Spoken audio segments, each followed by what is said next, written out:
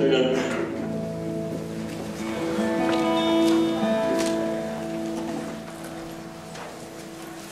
How are we all doing? All good? Hey, get your name down for the celebration dinner if you haven't yet. Otherwise there won't be a place left for you. It's going to be great food, great time, and don't miss it, whatever you do.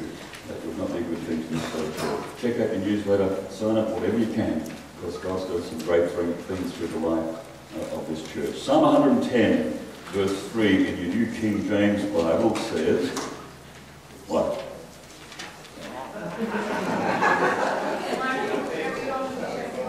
Not for me, not for them.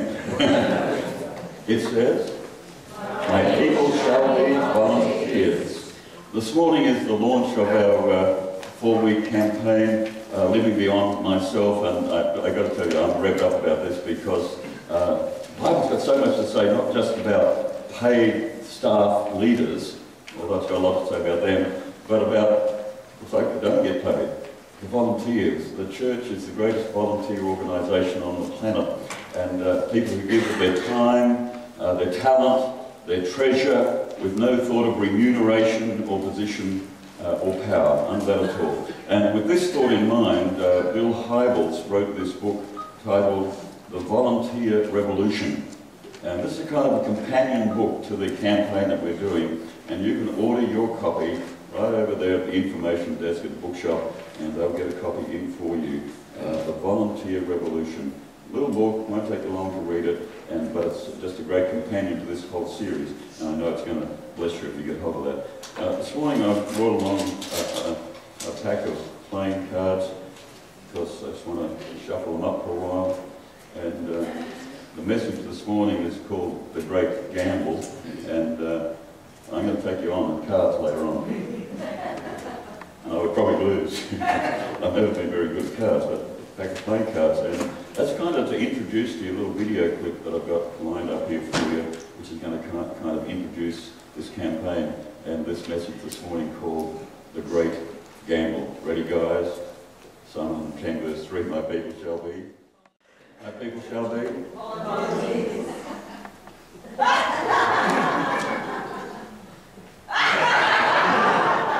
Let's leave them there for the effect, shall we? We're in the house of God this morning, playing cards. The allurement of gambling is that if someday I were dealt with the right set of cards in the gambling casino, or bought the lottery, the lucky lotto ticket, I might hit the jackpot and strike it rich. And some of you hanging out for that. You continue to buy the lotto ticket. And sometimes it happens. Sometimes it does. I read the story of a couple in Las Vegas who went out to dinner, and on the way home they stopped at the casino and played a slot machine for just a few moments and won $1 million. True story. They went back a couple of weeks later to the same casino, played the same slot machine, and they won $26 million. And I want to know which casino and which slot machine. The allurement is the idea that we might experience a payday someday without getting our hands dirty or our bodies tired. That's the allurement. But the fine print says that the odds of winning big at gambling are really not that very high mathematically. Someone who crunched the numbers, and we've always got number crunchers, reckons that a person is 121 times more likely to get hit and killed by lightning than to win millions by gambling. You think about that. When you think about it, after you've been struck and killed by lightning 120 times, then you're on an even keel to get excited about either getting hit by lightning or winning the lotto. Here's another issue in the fine print. The stories of the relatively small numbers of people who win big at some form of gambling, what happens after they win big? What happens? Often the sudden infusion of huge amounts of cash sends them off kilter, and all kinds of grief end up family feuds, marriage breakdown, jealousy and mistrust, or buying lots and lots of Toyotas until all the money is gone. I've got the account of that story from someone in Kelmscott who won big at Lotto 5 years ago. They haven't got a razoo left. They've got a beat up old Toyota. I didn't show you the next clip on that video clip, and I'm not going to because there's some other bad stuff in there that we don't do in church, and they all shot each other. It was a no guns allowed in that casino, but they all had one squirreled away. They all shot each other. See the fine print. Jesus said, in effect, in Luke 8:14, beware of the deceitfulness of riches. They don't always deliver what they promise. Now, just hold that thought for a moment, and you've seen my deck of cards here. That was the first little thing to think about, the gambling motif. Now I want to show you something that represents the polar opposite to that. Should be on the screen. There it is. What we've got is a basin, a jug of water, and a towel. Now I want to tell you what that represents. You know that I'm referring to the story that I read to you from the Gospel of John, chapter 13, when we did communion earlier on. I need to tell you it was the custom at dinner parties in the Middle East in that time, may still be, when you turned up for the dinner party, that someone would be at the door, a servant kind of person who would wash your feet. Every home had one, the servant.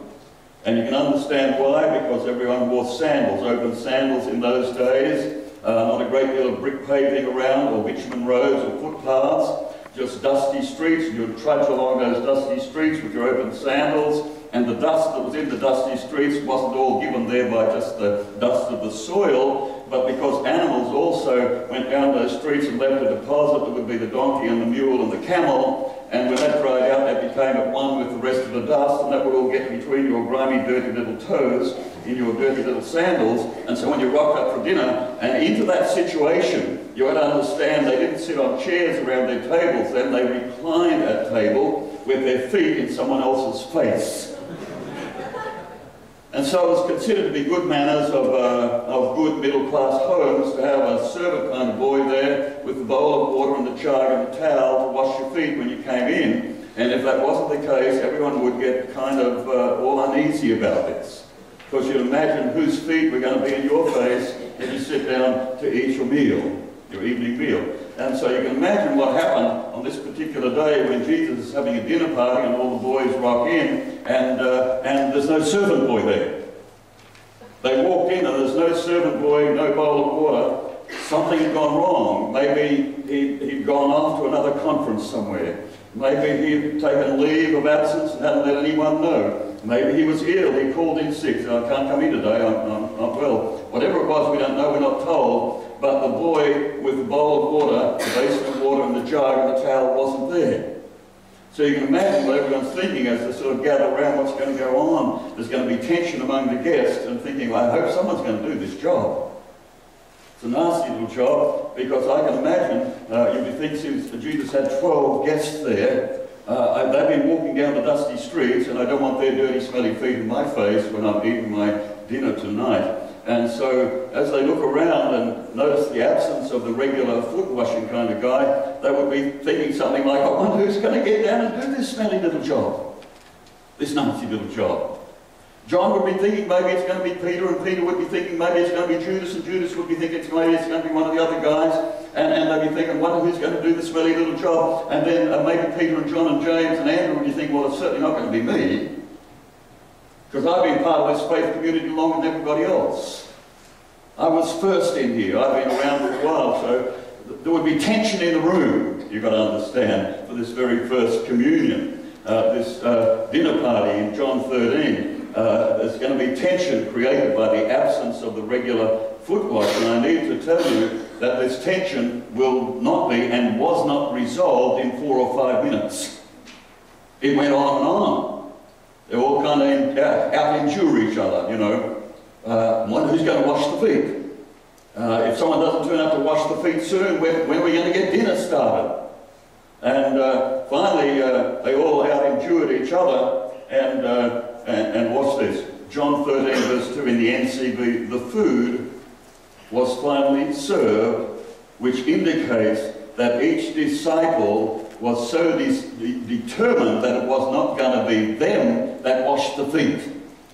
They would sooner sit down and begin the dinner and have 12 sets of smelly feet in their face while they ate the dinner than to wash someone else's feet themselves. And finally, everyone just reclined with their dirty, stinky feet, and the food was served. Now watch what happens. Think about this. Try and get this, the picture in your head. A low table, everyone's reclined around this table with their unwashed feet. In your face. That's your breaking bread. You get ready to eat whatever's on the table. And suddenly something remarkable happens. Jesus gets up from the table after the dinner has been served, after the meal is in progress. He takes off his outer cloak, just as any servant boy would have done doing the same job, takes the jug, pours that jug of water into the basin, has his towel around him, and he's ready to do the job. He starts washing the dirty, smelly feet of his followers. Right against the accepted culture of the day, Jesus went to work doing a menial task that everyone else present had not taken up the challenge to do. Anyone could have done it. It was against the culture. But Jesus takes up the challenge. And I'm thinking about this. There's Jesus and 12 guys around the table, reclined. 12 guys with smelly feet, and now one of them's getting his smelly feet washed. And it's Jesus that's doing it, not the servant boy. And I can imagine how quiet it would have got around that room, around that table. There would have been quite a chatter up until that point. But I imagine as soon as Jesus took off his outer garment, put a towel around himself, poured the water into that basin, and starts washing his first set of feet, I imagine no one's saying, "Pass the bread, please." Or could I have the salt and pepper? I think it would have gone deathly quiet. Because everyone's feeling caught out.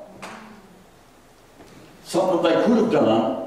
I think that there is embarrassment in the room. And I think the embarrassment would have increased for each individual as Jesus got closer to doing their feet. And finally Peter says, "You're not going to wash my feet too, are you?" What he's really saying is, "I wish I'd done it first. Wished I'd done it. I got caught out and you're doing it." Jesus was demonstrating a willingness to do for them what they were patently too proud to do for each other. And Jesus is doing it. When he finishes, think about this. He finally gets 12 of them. He gets to the 12th guy, and he's standing there with a towel. Now it would be a filthy towel. It started off white, and now it's brown. And he's got this little basin of water that would start out crystal clear water. It's now just muddy water. And he comes to the last guy. What's that last guy? What's going on in his head right now? What's going on?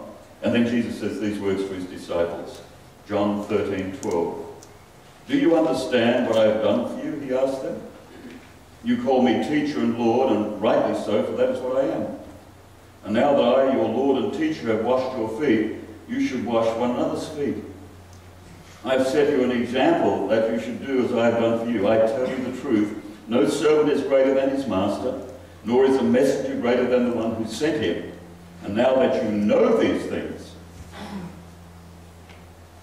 you'll be blessed if you do them." Don't you know that you'll be blessed if you do them? I have to tell you right up front, I told you during communion, I just want to underscore this because people get all bent out by this. Jesus is not initiating another religious ritual and ceremony called the foot washing ceremony.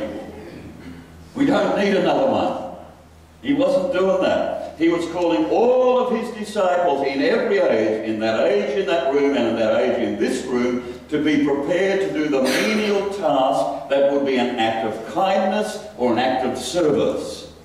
And it's the task that many who would want a more glorious role, and rather glorious roles under the spotlight, it would be the task that many who would want a more glamorous and a glorious role or a position in the spotlight or no responsibility whatsoever, it's that kind of thing that they would ignore or walk right past.